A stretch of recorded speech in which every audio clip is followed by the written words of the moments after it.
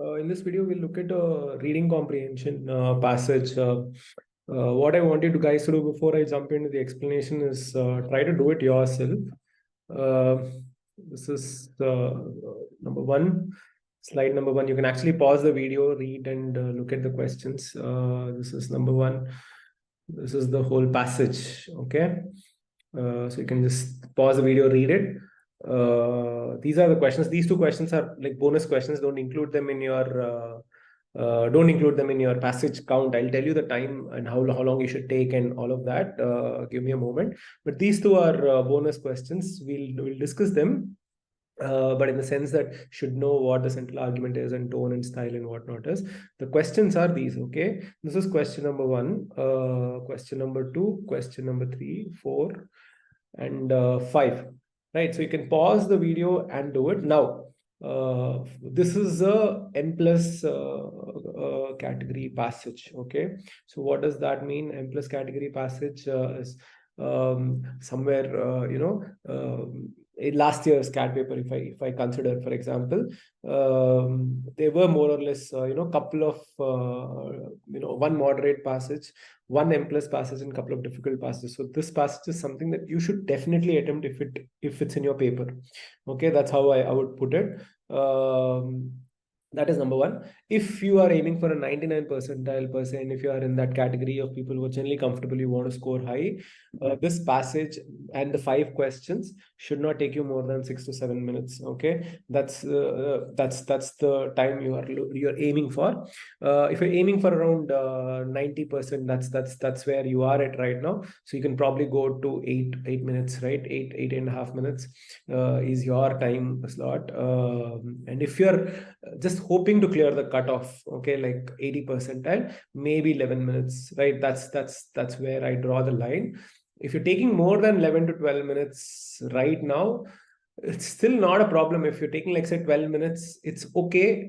If you're getting, like, say, 4 questions right out of 5, you can take 12-13 minutes, but you never know how many you're going to get right just because you spend the time, right? That's going to be one problem for sure.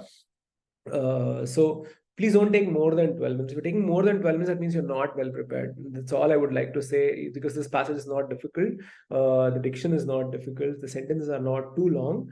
There are not too many complex sentences, and there are no multi-layered ideas in this particular passage. There are a couple, that's why I picked it, but they're not really difficult passages. And the paragraphs, if you notice, are all of equal lengths. They're not like big paragraphs and small paragraphs and a mishmash of everything. It's more uniform, regular size paragraphs. I've edited that way. So yeah, I mean, classic one of those Aeon passages, Aeon cell passages. But I do not want you guys to be taking more than 12 to 13 minutes just because you're desperate to get all the questions right. 12 minutes, what you get right is what will tell you your preparation. 15 minutes, you get 5 right. I'm not going to give you any credit because 15 minutes is too much unless you're very weak in English and you're still building from 50 to 60 percentile and whatnot. Even in that case, my strong suggestion would be put a 12-minute timer and see how many you can solve. Okay, so pause the video and you try to do that for starters. And we'll move on to the let's look at the first paragraph. Charles Darwin was among the first to clearly see how life must exist in time. In the final sentence from On the Origin of Species, he eloquently captured this perspective. What's the perspective? Whilst this planet has gone cycling on according to the fixed law of gravity from so simple a beginning, endless forms, most beautiful and most wonderful, have been and are being evolved. Okay, so the key word here is endless forms are evolving. That's all you'll have to catch from this whole paragraph. The arrival of Darwin's endless forms can be explained only in a universe where time exists and has a clear directionality. So the keywords, so a lot of you have asked, how do I summarize well, right? So if you're reading this paragraph and you understood it, you should understand that this paragraph relies on 3 keywords. Endless forms evolving, time exists, and time will have directionality. You'll have to just remember these keywords: time, directionality, and endless forms evolution. But the most important keyword of this particular paragraph, if you ask me, will be endless forms. Okay, this is the key phrase, noun phrase. Okay, evolution is the only physical process in our universe that can generate the objects we associate with life. So we're connecting the word evolution with life. And then this is the example sentence. This is the idea sentence. This is the sentence you have to be reading carefully. This includes bacteria, cats, and trees, but also things like rockets, mobile phones, and cities. None of these objects fluctuates into existence spontaneously. Okay, they're not random flukes. Instead, they all require a memory of the past to be made. Hold on a second.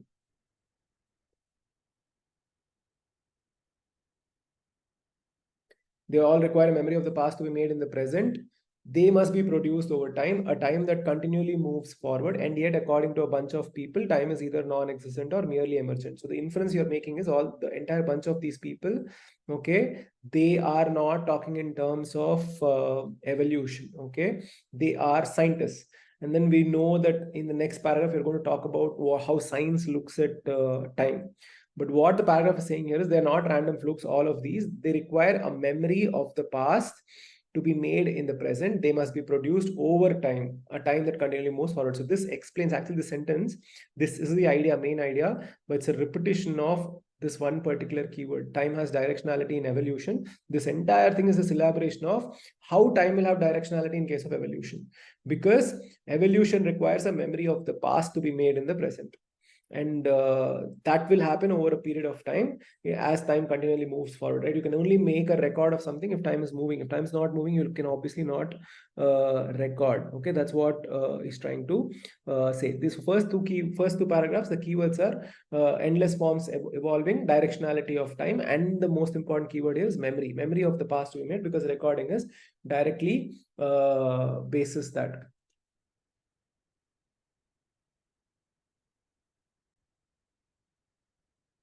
Times of physics and of evolution are incompatible, but this has not always been obvious because physics and evolution deal with different kinds of objects. Okay, so it has not been obvious that they're incompatible because they deal with different kinds of objects. So obvious question in a good reader's head should be, what kind of objects do you see in physics? What kind of objects do you see in evolution, right? So physics deals with simple and elementary objects, and a bunch of those objects are given. Elementary being the key term here. Elementary objects, basic. They do not require memory for the universe to make them. We already know that evolution needs memory for recording the whole, for recording what should be made. It takes time. So you can understand that it is the opposite of elementary in case of evolution.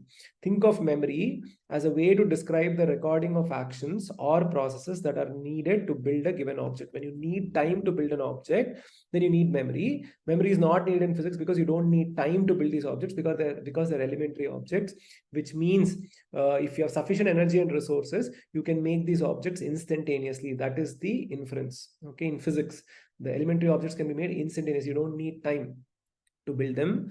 When we get to the disciplines that engage with evolution, such as chemistry and biology, we find objects that are too complex. So complex objects versus elementary objects. Those are the two keywords, key terms in this entire paragraph. Complex to be produced in abundance instantaneously. They require memory accumulated over time to be reproduced. This is repeated, this idea. As Darwin understood, some objects can come into existence only through evolution and the selection of certain recordings from memory to make them. Now, this is the most important sentence here. You'll have to be able to absolutely understand what sentences like these. This is a complicated sentence, right? Some objects come into existence only through evolution. Okay, and that means that there needs to be a memory or recording of how to make those objects, and basically a selection of certain recordings, because there are multiple ways of making it. Selection selection is nothing but picking one over the other. And at this point, I would like to tell you people that your vocabulary is not just meanings of words. Your vocabulary is also concepts like selection, which gets discussed a lot in anthropology, which gets discussed a lot in genetics. Okay, so you have to understand, okay, that evolution and selection, these are interesting phenomena. Selection basically means that when there is a mutation, and then there are a bunch of new traits that are created in a particular species because of environmental pressures. Some traits are selected over other traits, okay, which is why those traits kind of get propagated. That's how humans evolved. That's how every animal has evolved. Some mutation happens, and some birds suddenly developed a longer beak, and those kind of birds kind of survived, and the other birds did not survive because of environmental pressures, and slowly that species ends up having a longer beak per se. Okay, so please read up on these kind of articles, because stuff like this, it's very hard. If you don't know them, you will have a major disadvantage if there are passages on that. These are basic commonsensical concepts. Okay, so anyways, so some objects can come into existence only through evolution and the selection of certain recordings from memory to make them.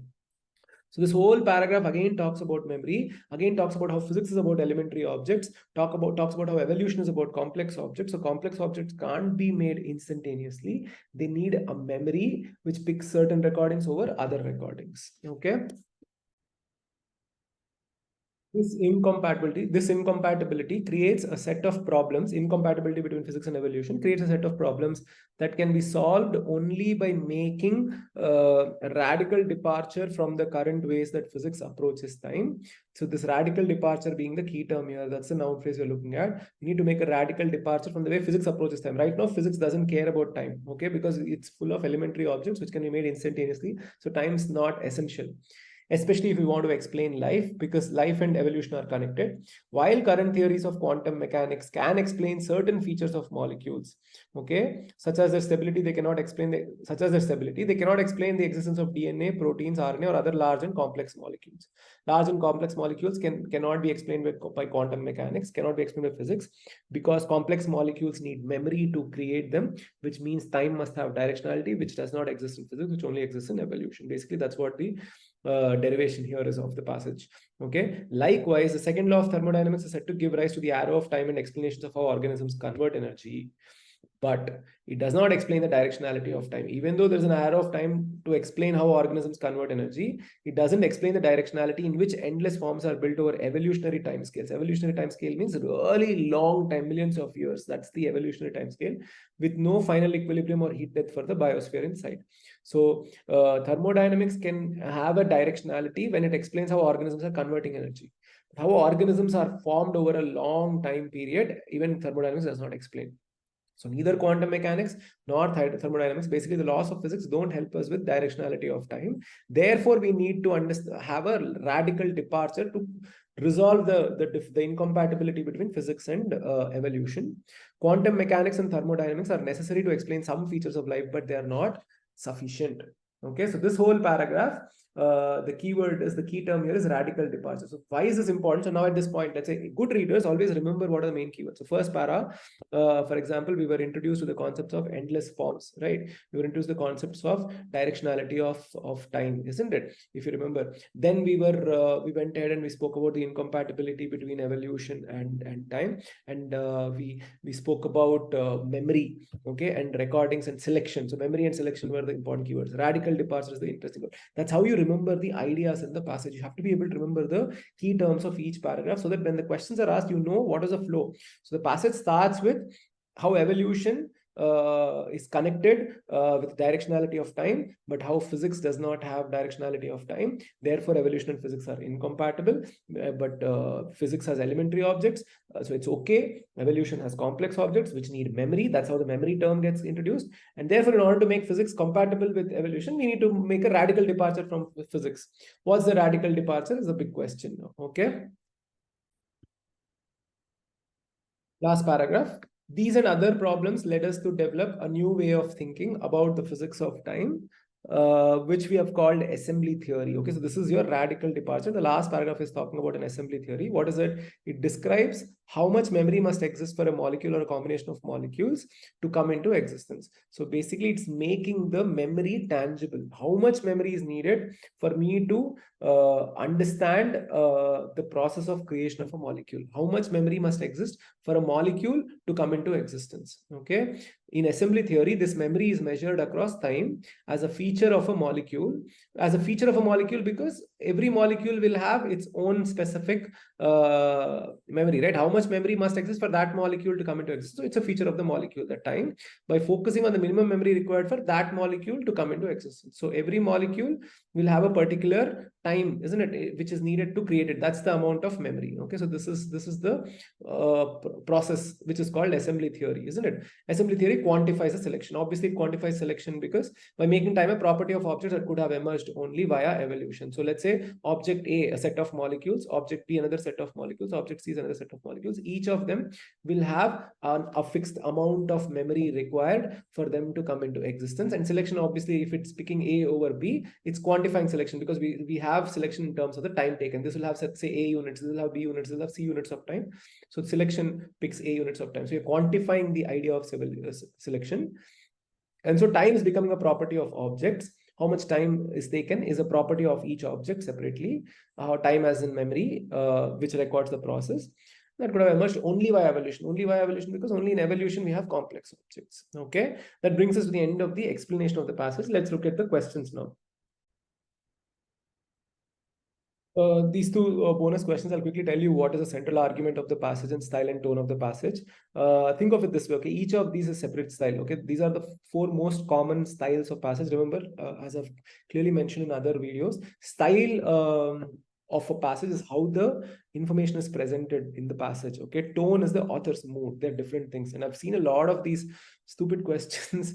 I'm really sorry to say that, but be careful about the sources of questions that you're practicing from, which is why I'm a big fan of or keep advising students to give one of the two top mocks in the country, because setting good questions is very difficult, and it's also equally important that you have access to those kind of quality questions with quality, reliable options and solutions. Okay, otherwise people can just randomly give you A, B, C, D, not explain why A is not the answer, B is not, just tell you that C is the answer and give you one score and percentile. You will never know if you're learning enough, to be honest. Okay, it has to be reliable. Anyway, so we have to, first thing is you'll have to learn to distinguish between style and tone as a reader, even if the question is never asked directly. See, this question doesn't get asked much in CAT. I haven't seen this question in a while in CAT, to be honest. But it's, as a reader, you should be able to tell the difference between the style and tone. Tone's the author's mood. What mood was the author in? Okay, so this passage, for example, is a neutral tone. The author is neither positive nor negative.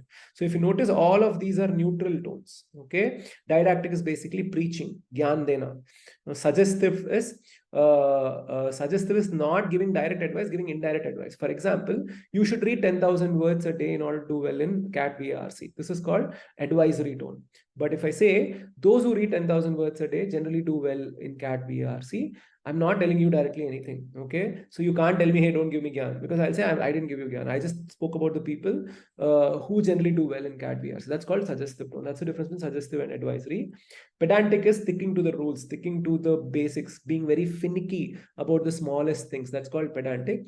And incisive is basically being sharp in analysis. Okay, incisive means going deep, being insightful. So if you notice, just on the basis of tones you can actually pick an answer, but this is an incisive tone, the tone that you're seeing, because the author is clearly explaining to you what is evolution, what is physics, why is it incompatible with evolution, what are complex molecules, what is directionality of time, what is assembly theory, why are we calling it a radical departure. That's called going really deep, isn't it? It's basically explaining to you the nuts and bolts of the whole incompatibility issue between physics and evolution. Okay, so incisive tone. Similarly, it's an explanatory style passage.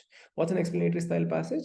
The author is explaining something to you. It's actually very self-explanatory, isn't it? Explanatory style. And what is analytical passage? There'll be data and analysis. Okay, so analytical passage, you cannot have an analytical passage without data. So if there's no data, facts, numbers, figures, you can't call it an analytical passage.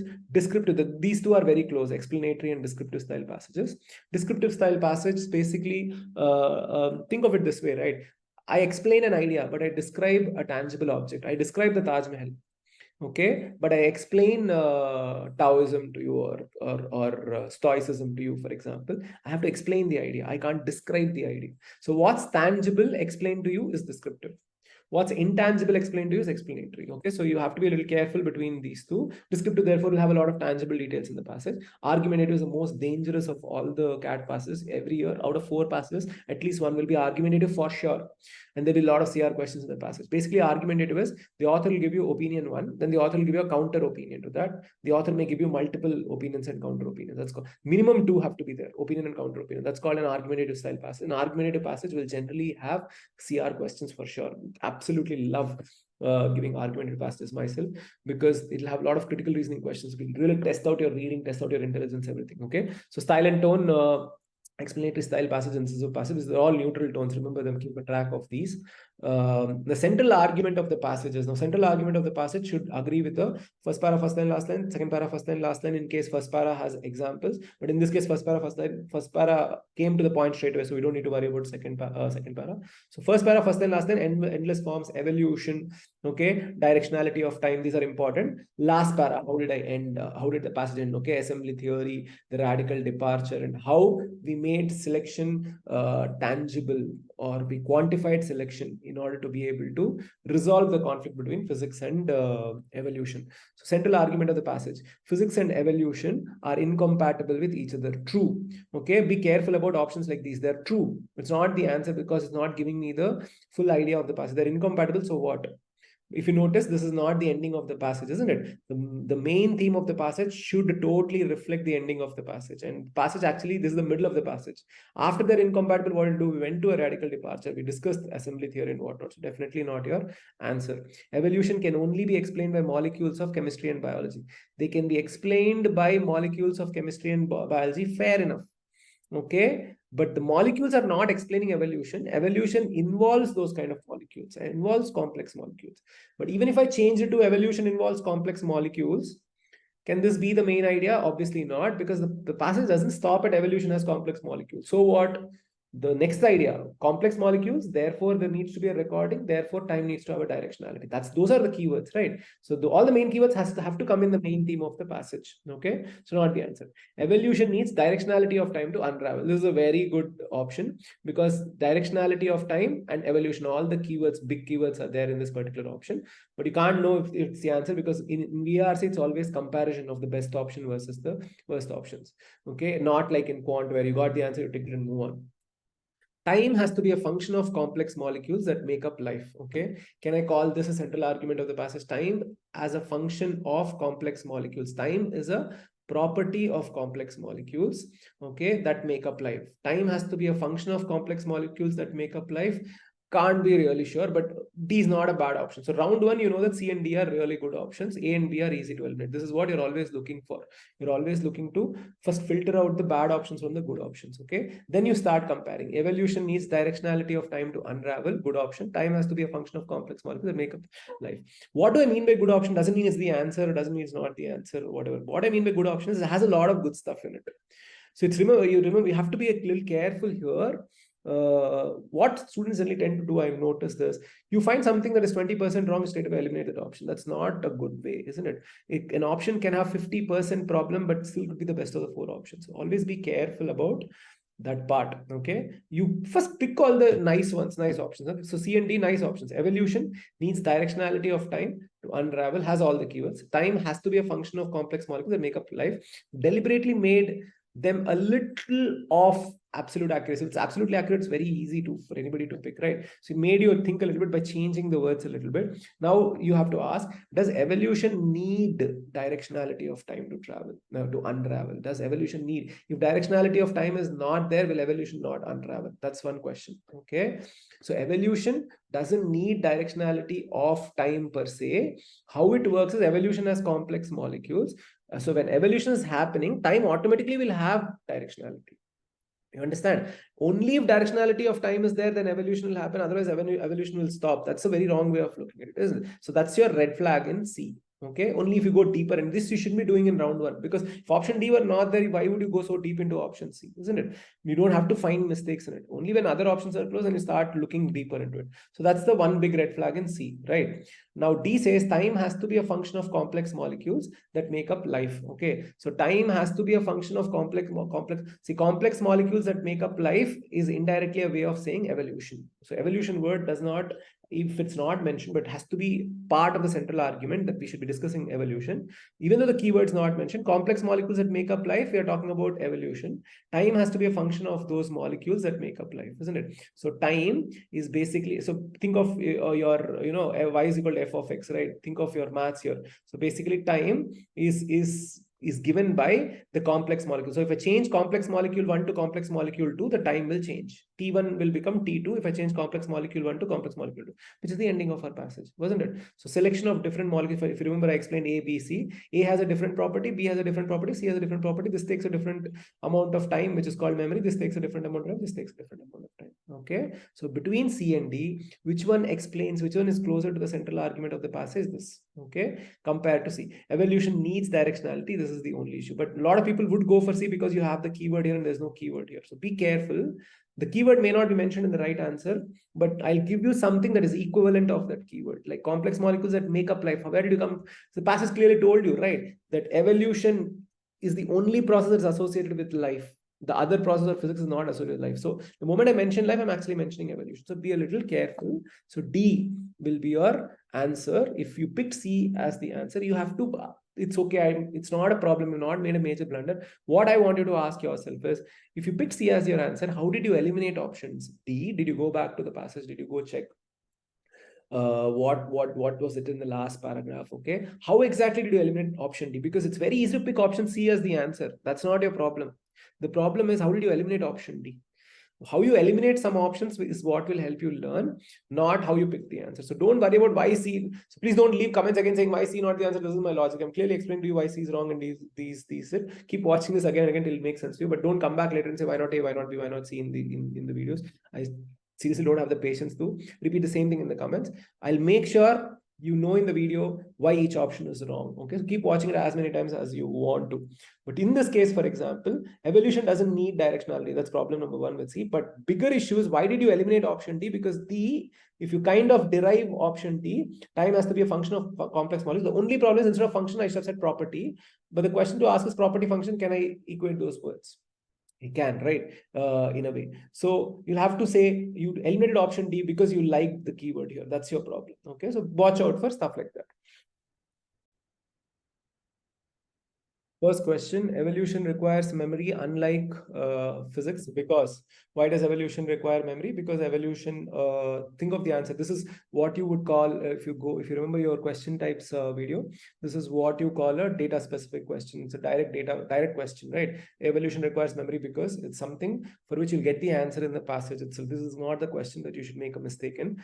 Also, I hope you also mark the closest wrong answer according to you, so that you know how good your accuracy is. Generally, it's a very good exercise. If you've missed out on the BRC FAQ video, this is one of the things I always suggest, that when you're marking answers, always mark what you think is the second best answer, and then see how often you get your actual answer is wrong and the second best answer is actually right. Okay, so it'll tell you that you are falling in the last part. When you're like picking the two close options, you're unable to pick one over the other. That kind of suggests that you can't really differentiate the nuances between very close sentences, which is again coming down to comprehension. Obviously, there's no easy pill to deal with it. Anyway, evolution requires memory, unlike physics, because the former here is evolution, latter is physics, right? Evolution requires memory, unlike physics, because you're comparing evolution and physics. The former deals with complex molecules, while the latter deals with simple ones. Okay, so former deals with complex molecules, the latter deals with simpler ones. If I say, it means the latter deals with simpler molecules.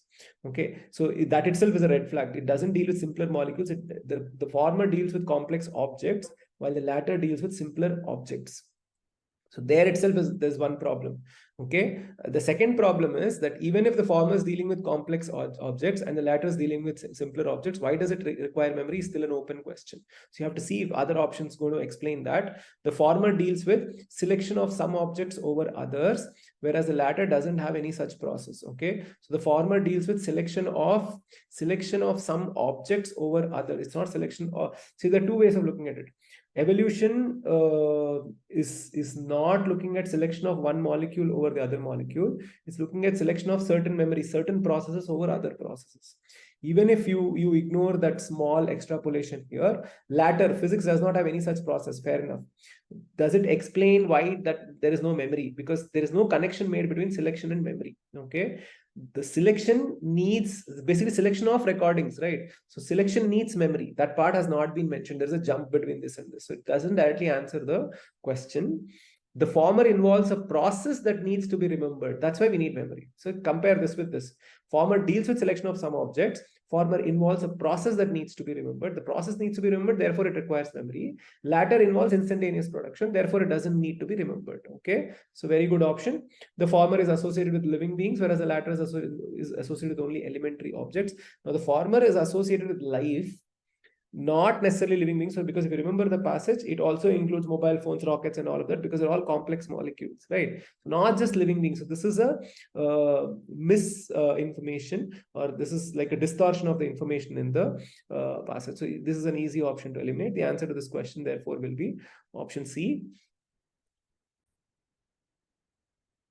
So the following is compatible with the radical departure mentioned in the penultimate para. Okay, the radical departure, there was physics, if you remember, physics incompatible with evolution. For physics to be made compatible, we went to the radical, means massive change, radical departure from physics. First of all, what is a radical departure? Physics, there is no directionality of time. The radical departure is to give time a direction so that it kind of aligns with evolution. So which of the following is compatible with the radical departure? We're basically looking for something that explains the assembly theory. Okay. So again, a direct question, data specific question. This is why I call this passage moderate, moderate plus, and not difficult, because difficult will have more CR heavy questions. These are all direct questions. A little tricky in the options if you fall for close options, but see, at this juncture, if I give you an easy to read passage and I give you a direct data question, should not get confused between the options. One or two tricks hidden inside the options. Be a little careful. Quantifying the selection of certain recordings from memory over others. That's your assembly theory, isn't it? The selection of certain recordings is what happens in evolution. Quantifying that by assigning it the property of time. Okay. Therefore, A is a very good option. The second law of thermodynamics, the moment you read this, good readers actually do not even go beyond this. You can eliminate the option here itself, because the radical departure is assembly theory. It's not second law of thermodynamics. Nothing to do with second law of thermodynamics. In fact, to explain that physics does not align with evolution, we talk about how quantum mechanics is not good enough, and thermodynamics is, second law of thermodynamics is not good enough to align with time. So B is very easy to eliminate irrespective of what is there. Giving rise to the arrow of time, but still does not explain the directionality of time over evolutionary time scales, if you remember the passage. So B is not correct. Making memory a requirement in physics, unlike before, by altering its definition. Making memory a requirement in physics is not incorrect. Memory is not a requirement per se. What we are doing is making selection quantifiable. Okay, and basically bringing, we are moving from physics, and we are saying, and in physics time is not directional. Time doesn't exist. We are giving time a property. Okay, we are attaching it to the complex objects. So making memory a requirement in physics therefore is wrong, unlike before, by altering its definition. Whose definition? Again, that's incorrect, isn't it? So C is very easy to eliminate. D, some objects coming into existence only through evolution, which is life, and selection of certain recordings. True. This part is okay. What about these objects? Okay, some objects coming into existence only through evolution and selection of certain recordings. When this happens, what happens? That has not been explained, isn't it? So what is a radical departure? The radical departure is not that objects coming into existence only through evolution and selection of certain recordings. The radical departure is time being assigned to objects like this, a property of time being assigned to these objects. That's the radical departure. That's the assembly theory. So D is also easy to eliminate. Therefore, question 2, the answer is option A, one of the easier questions. Next question. By saying that the times of physics and of evolution are incompatible, the author does not refer to. What does the author not refer to? Meaning, out of the 4, only 1 is not being referred to, 3 are being referred to. Okay. How in evolution time moves forward, but in physics it may not exist. Okay. In evolution time moves forward. In physics, the concept of time does not matter. Okay. So A has been referred to by the author. Okay. So not a bad option.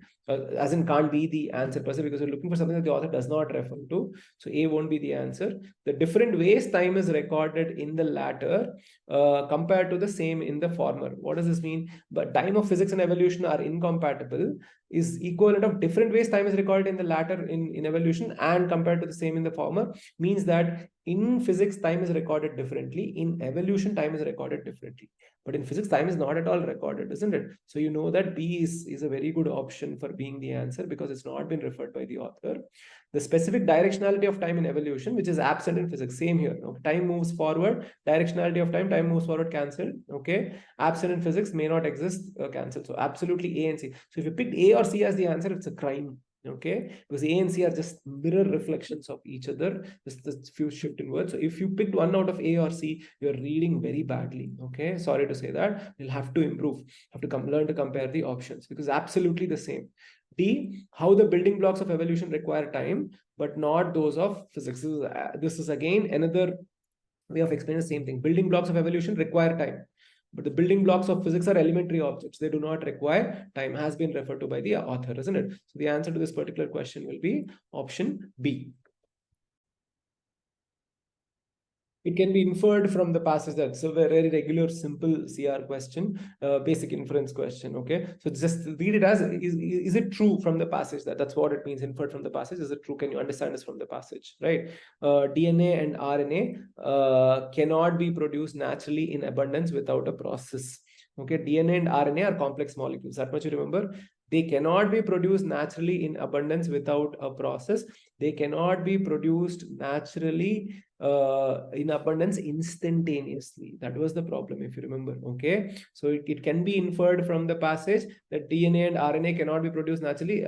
So keep it aside. Decent option. Cannot be produced naturally in abundance without a process because they're complex molecules. The author really says that elementary objects can be produced instantaneously. DNA and RNA, on the other hand, need a memory, need a recording, need a process, isn't it? So cannot be produced naturally in abundance without a process. Fair enough, isn't it? So keep it aside. Complex molecules like DNA can be created through more than one process. Can you infer this from the passage? See, selection, there is one point, selection of one recording over the other, it says. But can we infer that some of the complex molecules like DNA have multiple ways of creating? We don't know, isn't it? The passage doesn't say anything. It selects one molecule over the other, possibly. That we can say. But the same molecule can be created in multiple ways, and one of those processes is created for the same molecule. We do not know. The passage doesn't go to that depth, isn't it? So it can be inferred from the passage. B is eliminated. So A is a decent option, but B not a good option. Evolution depends on molecules that cannot be produced instantaneously. Can this be inferred? Evolution does not depend. This is the problem. Okay, evolution involves molecules that cannot be produced instantaneously. Evolution involves molecules like DNA and RNA that cannot be produced naturally in abundance without a process, isn't it? So C is not the answer. D, selection quantifies time as a property of complex molecules produced through evolution. Selection quantifies time as a property. Are we quantifying selection, or is selection quantifying time? Isn't it? This is just the exchange of words, not much here. So people are only looking for keywords. Generally, make D looks like a really good option. If you pick D, it just means you're looking for keywords, but you're not reading the sentence as a whole and trying to understand what it is saying, isn't it? Selection quantifies time. Wrong. Selection has been quantified by associating time as a property of complex molecules. So we are quantifying selection. Selection is not quantifying time. Okay, so just that switch of keywords is therefore wrong. This, you will see this a lot in CAT questions. So be a little careful. Don't just look at the keywords and fall for them. Ask, do they make sense at the end of the day, or are they switching the meaning the way you read it? Okay, so the answer to this particular question is option A. DNA and RNA cannot be produced naturally in abundance, cannot be produced instantaneously like elementary objects. They need a process, they need a memory and recording. That can be inferred from the passage. Last question. It can be inferred from the passage that Darwin's endless forms can be explained only in a universe where time exists because, okay, it can be inferred from the passage that Darwin's endless forms can be explained only in a universe where time exists because only time can explain. So basically asking for the explanation of this, what can be inferred from the passage as the explanation of this. Okay, that's what the question means. Only time can explain the evolution of complex molecules. Time cannot explain the evolution of complex molecules. Time needs to have a directionality when there is evolution of complex molecules. Darwin's endless forms can be explained only in a universe where time exists because endless forms take time to be created. That's what can be inferred from the passage. We're looking for a version of that in the answers. Okay, that endless forms take time to be created. So time can explain the evolution, not the answer. Evolution of forms depends on the memory of a process there, which takes time, isn't it? So decent option, keep it aside. Endless forms cannot be produced without sufficient energy and resources. True. It needs energy and resources, but doesn't explain this part, why time has to exist. So C is easy to eliminate because it's not even talking about, see, this is what we call red herring fallacy. Okay, it looks like it is talking about something relevant, but it's sending you on a tangent. Okay, and it looks true, but it has got no relevance to this particular question. So C is easy to eliminate. D, only evolution can generate objects associated with life. Again, a red herring, isn't it? Evolution can generate objects associated with life. True. But why is it explained only in a universe where time exists? Does not even mention, isn't it? So easy to eliminate. So the answer to this particular question is option B. Okay, so it brings us to the end of the questions. I hope you learned a thing or two. These are all easy questions, mind you. I'll do a passage which is also going to be really difficult, and then give you a little bit of a nightmare later. But I wanted you guys to make sure that when you get passes like this, you should score a lot of marks in a short amount of time. Okay, so if you are the 99 percentile or the 95 percentile, these even the 95 percentile should be able to finish passes like these in 6 to 8 minutes max. Get at least 4 out of 5 right. And if you want to include the main theme and tone also, maybe you can include the main theme. It's actually 6 questions. Then you should get at least 4 out of the 6 right, or 5 out of the 7 right. And overall, you shouldn't have taken, if you attempted all these questions, shouldn't have taken more than 8 to 10 minutes for the 99 percentile aspirants. People who are just happy with clearing the cutoff for starters can take 12 minutes. Okay, we shouldn't be getting fewer than 3 wrong here. That means you have a serious comprehension problem if you got fewer than 3 correct in this particular passage. It means you're unable to understand the options when they're mixed up a little bit, because this is not a difficult passage. It's a tricky passage, but it's not a difficult passage. Okay, so hope that makes sense. You can leave it in the comments how you've done in this particular passage, and if you're happy with it, or if reading is helping you or whatnot. But until next time, peace out.